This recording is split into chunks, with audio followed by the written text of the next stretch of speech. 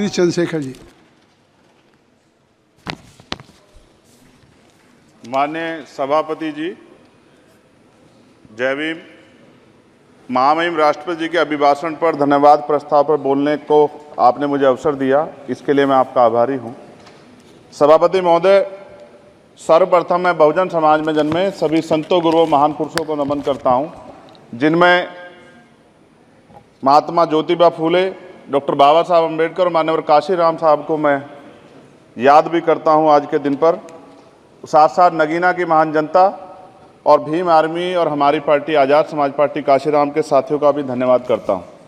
इसके बाद अपने कुल गुरु जगत गुरु सदगुरु रविदास जी महाराज को भी मैं नमन करता हूं, जिन्होंने दुनिया को लगभग 600 साल पहले बेगमपुरा शहर के रूप में दुनिया का सबसे महान लोकतांत्रिक दर्शन दिया।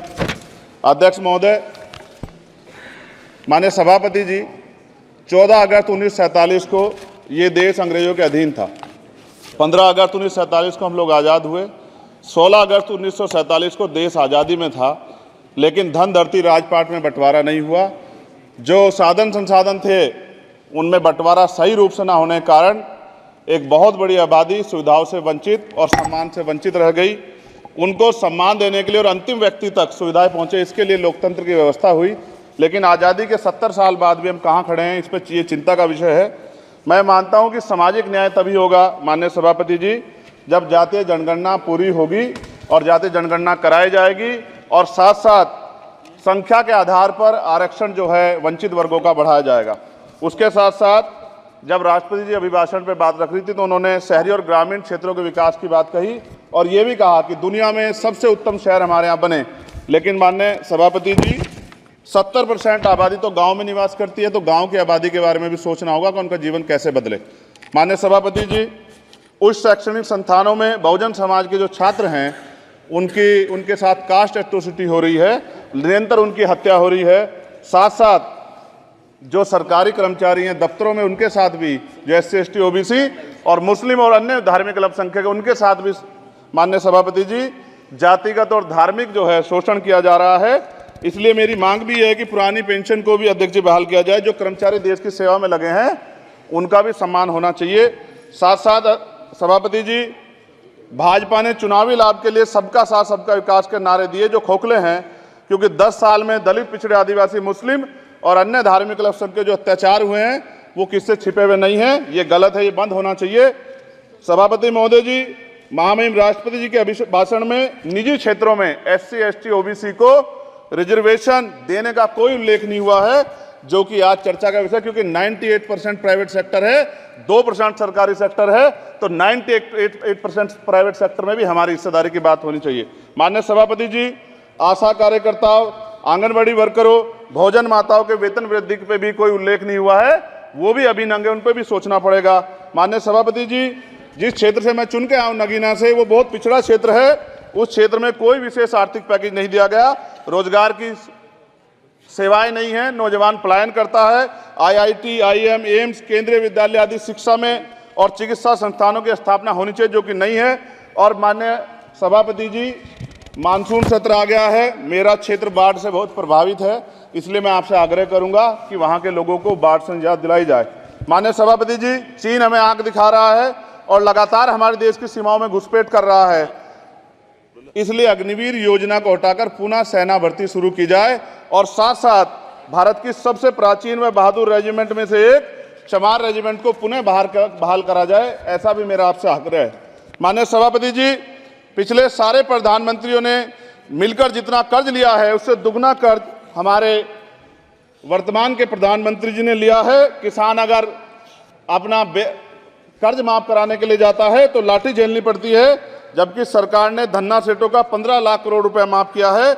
इस ओर हमें ध्यान देना पड़ेगा, हमारी आने वाली पीढ़ियों को ये कर्ज चुकाना पड़ेगा। माननीय सभापति महोदय जी, किसानों को MSP की लीगल गारंटी तथा किसानों का कर्ज माफ होना चाहिए। साथ साथ 2 अप्रैल 2018 को SC ST के बच्चों पे बहुत बड़े पैमाने पे मुकदमे लगे थे, वो हमारी लड़ाई सही थी, ये सुप्रीम कोर्ट ने माना और बाद में सरकार ने माना, वो मुकदमे तुरंत वापस होने चाहिए। माननीय सभापति जी, प्रेस जो है उस पर भी शिकंजा कसा जा रहा है, जो पत्रकार सरकार खिलाफ बोलता है नौकरी से हाथ धोना पड़ता है। और सोशल मीडिया हमारा हथियार है, उस पर तरह तरह के प्रतिबंध लगाए जा रहे हैं और विरोध करने वालों को सोशल मीडिया हैंडल भी सस्पेंड करा दिए जा रहे हैं। साथ साथ सभापति जी, पेपर लीक और परीक्षाओं के कैंसिल होने से देश के नौजवानों का भविष्य खतरे में है। नीट, यूपी सिपाही भर्ती सभापति जी और 69,000 शिक्षक भर्ती में आरक्षण घोटाला हुआ है, कोई पूछने वाला नहीं, खून के आंसू रो रहे हैं बच्चे, बेरोजगारी का दंश युवा झेल रहे हैं। इसलिए मेरा आग्रह है कि युवाओं के लिए कृपया समाप्त करें चर्चा। माननीय सभापति जी, मैं पहली बार बोल रहा हूं, आप कहेंगे मैं बैठ जाऊंगा, मैं आपकी बात, मैं संवैधानिक मर्यादा का पालन करूंगा, मगर हम तो माननीय सभापति जी सुन ही रहे हैं। आप बोलिए, 1 मिनट। धन्यवाद एक मिनट और बोलिए। अध्यक्ष सभापति जी, नारी सम्मान की बात करने वाली सरकार, हमने मणिपुर देखा सर, हमने पहलवान बेटियों का हर्ष देखा सर, और हमने सर हाथरस की बेटी का हर्ष देखा सर, और हाथरस के परिवार को जो वादा किया था सरकार ने वो भी पूरा नहीं किया। और महिलाओं में भी, स्पेशली दलित, पिछड़े और मुस्लिम वर्ग की, आदिवासी वर्ग की महिलाओं के साथ आज भी एनसीआरबी का डाटा कहता है सर जो जुल्म हो रहा है वो सहनीय नहीं है सर। साथ साथ कोविड में तैरती, हमने कोविड में बहुत सुना सर, कोविड में तैरती लाशें भी गंगा में हमने देखी है सर, और मजदूरों का हाल भी हमने देखा है। सभापति जी, बस सब समाप्त कर रहा हूं। नोटबंदी पे छोटे मजले उद्योग की जो कमर टूटी वो भी हमने देखी है। सभापति जी, शैक्षणिक संस्थानों, विश्वविद्यालयों में, चिकित्सा संस्थानों में ओबीसी एसटी के योग्य अभ्यर्थी को एनएफएस करके जिस तरह निकाला जा रहा है, लेटरल एंट्री करके जिस तरह हमारे रास्ते बंद किए जा रहे, ये भी हम देख रहे हैं सभापति जी। साथ साथ मेरा ये कहना है सर, ये सबका इशू है कि प्राइवेट कर्मचारी सर और सरकारी भी कई जगह पे 8 से ज़्यादा घंटों से काम करते हैं और उनको जो सर उचित वेतन भी नहीं मिलता, तो न्यूनतम वेतन 20,000 रुपये तय हो और 24 घंटे की ड्यूटी। उदाहरण के तौर पे यूपी पुलिस सर बहुत पूरा काम करते हैं वो लोग, वो राज्य के विषय हैं। आप सर मैं आपके राज्य सरकार के लिए भी आपके संज्ञान में डाल रहा हूँ विषय सर, पुलिस सब जगह है सर, लेकिन सवाल ये है सर, बहुत पसीना बातें हैं, 8 घंटे की ड्यूटी और वेतन विसंगति, वोटर स्कीम से उनको जो बाहर किया जाए। माननीय सभापति जी, 1 मिनट चाहिए सभापति जी।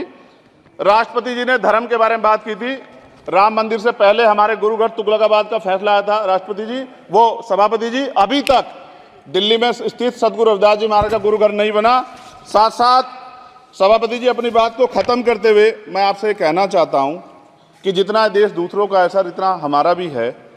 हम मरने के लिए पैदा नहीं हुए, जो चाहता है हमारी हत्या कर देता है। मूछें रखने पे, घोड़ी पे बैठने पे, मटकी छूने पे हमारी हत्या हो रही है। क्या बदला है सर? 70 साल बाद भी दलित, पिछड़े, मुसलमानों पे हिंसा नहीं रुक रही है सर। मेरा आपसे संरक्षण के साथ ये आग्रह है कि इन घटनाओं को रोका जाए और देश किसी की बपोती नहीं है, देश संविधान से चलता है सर और संविधान से चलेगा। संविधान छेड़खानी बर्दाश्त नहीं की जाएगी सर। धन्यवाद।